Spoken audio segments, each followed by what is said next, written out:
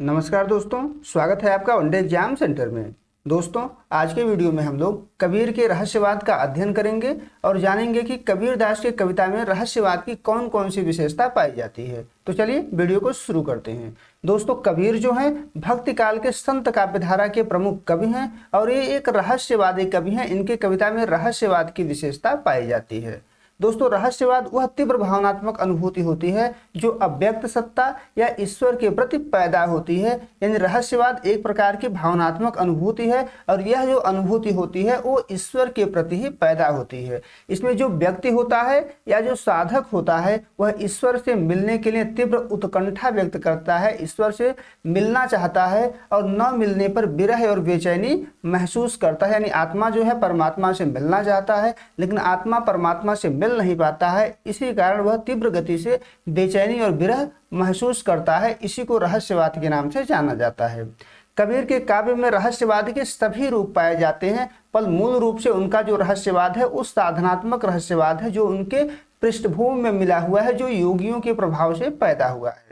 इसके अलावा कबीर दास की कविता में भावनात्मक रहस्यवाद भी पाया जाता है और यह भावनात्मक रहस्यवाद सूफियों के प्रभाव से पैदा हुआ है। इन दोनों रहस्यवाद के अलावा यानी साधनात्मक रहस्यवाद और भावनात्मक रहस्यवाद के अलावा कबीर की कविता में अंतर्मुखी और बहिर्मुखी रहस्यवाद भी पाया जाता है। एक एक करके हम लोग यहाँ पर रहस्यवाद के सभी रूपों पर चर्चा करेंगे। पहला है साधनात्मक रहस्यवाद, और ये जो साधनात्मक रहस्यवाद है वो कबीर दास को नाथ पंथ से विरासत में मिला हुआ है। क्योंकि कबीर दास का जो परवरिश है वो नाथ पंथी योगियों के बीच हुई है, जिनके कारण उनके काव्य पर योग साधना का प्रभाव पड़ा हुआ है और उसी प्रभाव के कारण कबीर दास की कविता में साधनात्मक रहस्यवाद आया हुआ है। अपने आरंभिक जीवन में कबीर ने योग मार्ग का ही अनुसरण किया है और उसे अपने कविता में व्यक्त भी किया है। कबीर दास ने लिखा है कि अवधू गगन मंडल घर कीजय, अमृत झरे सदा सुख उपजय, बंक नाले रस पीजय। अवधू कहते हैं योगी को। कबीर कह रहे हैं कि हे योगी, हे अवधू, गगन मंडल घर कीजिए, यानी अपने शरीर के भीतर ही घर कीजिए, अपने शरीर के भीतर ही ध्यान लगाइए। गगन मंडल कहते हैं सहस्त्रार चक्र को, जो मस्तिष्क का ऊपरी भाग होता है।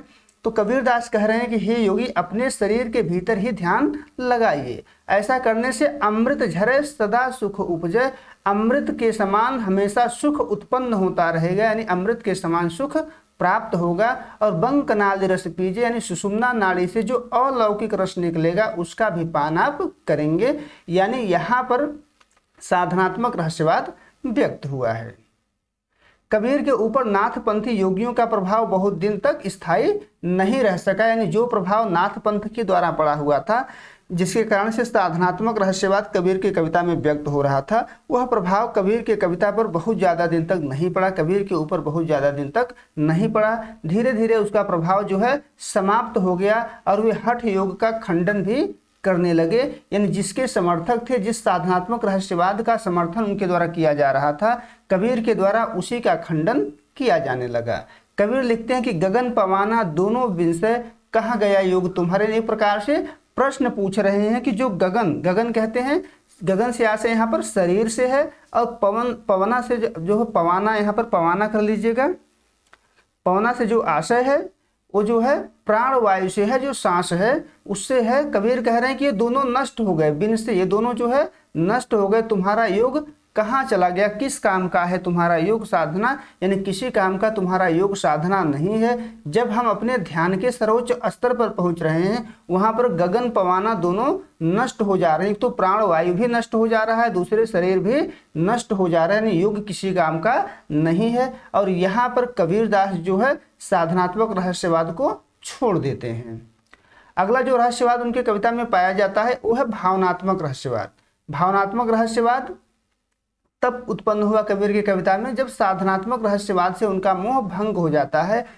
यानी कबीर के कविता में भावनात्मक रहस्यवाद की तरफ तब उन्मुख होते हैं जब साधनात्मक रहस्यवाद से उनका मोह भंग हो जाता है। और यह भावनात्मक रहस्यवाद उनके काव्य में सूफियों के रहस्यवाद से पैदा हुआ है। सूफियों के यहाँ भावनात्मक रहस्यवाद ही था और उनके रहस्यवाद के प्रभाव से ही कबीर के यहाँ भावनात्मक रहस्यवाद उत्पन्न हुआ है। इसमें भावना के माध्यम से ईश्वर के एकत्व की अनुभूति की जाती है, यानी इसमें भावना की प्रधानता होती है, साधना की प्रधानता नहीं होती है। और भावना के माध्यम से ईश्वर के एकत्व की अनुभूति की जाती है। इसमें जो साधक होता है वो परमात्मा से मिलना चाहता है और न मिलने पर विरह और बेचैनी महसूस करता है। कबीर लिखते हैं कि तलफे बिनु बालम मोर जिया, दिन नहीं चैन रात नहीं निदिया, तलफत तलफत भूर किया। यहाँ बालम से आशय ईश्वर से है। कबीर कहते हैं कि ईश्वर के बिना तलफे बिनु बालम मोर जिया, हमारा हृदय जो है भटक रहा है, हम तड़प रहे हैं, दिन में हमको चैन नहीं मिल रहा है, रात में हमको नींद नहीं आ रही है। तलफत तलफत भोर किया, और तड़पते तड़पते ही भोर हो जा रही है। यानी आत्मा जो है परमात्मा से मिलना चाह रहा है, साधक जो है परमात्मा से मिलना चाह रहा है, लेकिन परमात्मा से मिल नहीं पा रहा है, इसलिए वह विरह और बेचैनी महसूस कर रहा है। तो यहाँ पर भावनात्मक रहस्यवाद है जो भावना के माध्यम से ही व्यक्त हुआ है। रहस्यवाद का अगला जो प्रकार है वह अंतर्मुखी रहस्यवाद है। अंतर्मुखी रहस्यवाद में जो साधक होता है आत्मा और परमात्मा के ऐक्य की अनुभूति करता है, एकता की अनुभूति करता है। इसमें जो ईश्वर होता है वो अंतर मन में विद्यमान होता है, हमारे शरीर के भीतर विद्यमान होता है, संपूर्ण जगत में विद्यमान नहीं होता है। यानी जो साधक होता है वह ईश्वर को अपने भीतर देखता है, संपूर्ण जगत में व्याप्त नहीं देखता है। साधक ईश्वर की अनुभूति अपने भीतर करता है। कबीर का जो रहस्यवाद है वो मूलतः अंतर्मुखी रहस्यवाद ही है। बहिर्मुखी रहस्यवाद इनके यहाँ बहुत कम पाया जाता है।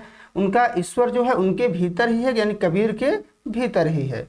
कबीरदास लिखते हैं कि जो बिछुड़े हैं प्यारे से, भटकते दर बदर फिरते, हमारा यार है हमें हमन को इंतजारे क्या। यानी जो बिछुड़े हैं प्यारे से, जो ईश्वर से बिछड़ गए हैं, वो दर बदर भटक रहे हैं, यहाँ वहाँ ईश्वर को खोज रहे हैं, जो बाहर खोज रहे हैं यानी भटक रहे हैं। लेकिन हमारा यार यानी हमारा जो ईश्वर है वो हमारे भीतर है, इसलिए हमको मिलने के लिए उसका इंतजार नहीं करना पड़ता है, क्योंकि वो हमारे भीतर ही है। तो यहाँ पर अंतर्मुखी रहस्यवाद पाया जाता है, क्योंकि कबीर जो है ईश्वर को अपने भीतर देख रहे हैं, संसार में व्याप्त नहीं देख रहे हैं। अगला जो प्रकार है वह है बहिर्मुखी रहस्यवाद। कबीर का रहस्यवाद मूलतः अंतर्मुखी है, बहिर्मुखी नहीं है, फिर भी उनके कविता में बहिर्मुखी रहस्यवाद पाया जाता है। बहिर्मुखी रहस्यवाद कहीं कहीं व्यक्त हुआ है उनकी कविता में। बहिर्मुखी रहस्यवाद वहां होता है जहां साधक संपूर्ण सृष्टि में ईश्वर के सौंदर्य की अनुभूति करता है।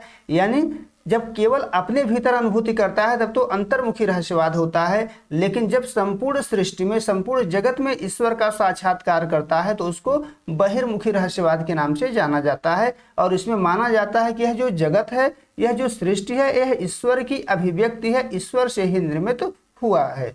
कबीर लिखते हैं कि लाली मेरे लाल की, जित देखूं तित लाल, लाली देखन मैं चली, मैं भी हो गई लाल। यानी कहने का आशय यहाँ पर यह है, लाली का अर्थ यहाँ पर रंग नहीं है बल्कि ईश्वर का प्रेम है।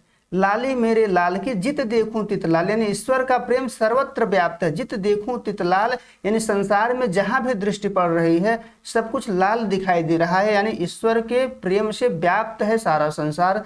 लाली देखन मैं चली, मैं भी हो गई लाल, यानी ईश्वर के प्रेम को, ईश्वर को, सौंदर्य को जब मैं भी देखने चली तो मैं भी क्या हो गई, उसके प्रेम में डूब गई, मैं भी लाल हो गई, ईश्वर के प्रेम में डूब गई। यानी यहाँ पर कबीर जो है ईश्वर को अपने से बाहर देख रहे हैं, संपूर्ण संसार में व्याप्त देख रहे हैं।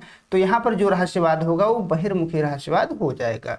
स्पष्ट है कि कबीर के काव्य में रहस्यवाद का सभी रूप मिलता है, पर उनके यहाँ काव्य में साधनात्मक रहस्यवाद की प्रमुखता है। जहाँ पर साधनात्मक रहस्यवाद है वह रहस्यवाद अत्यंत रूखा है, अत्यंत जटिल है, लेकिन जहाँ पर भावनात्मक रहस्यवाद है और अंतर्मुखी रहस्यवाद है, जहाँ उनके काव्य में यह व्यक्त हुआ है, वह अत्यंत सरस है और उच्च कोटि की है। उम्मीद है दोस्तों आपको ये वीडियो पसंद आया होगा। अगर वीडियो अच्छी लगी तो चैनल को सब्सक्राइब कर दीजिए, वीडियो को लाइक और शेयर कर दीजिए। बहुत बहुत धन्यवाद।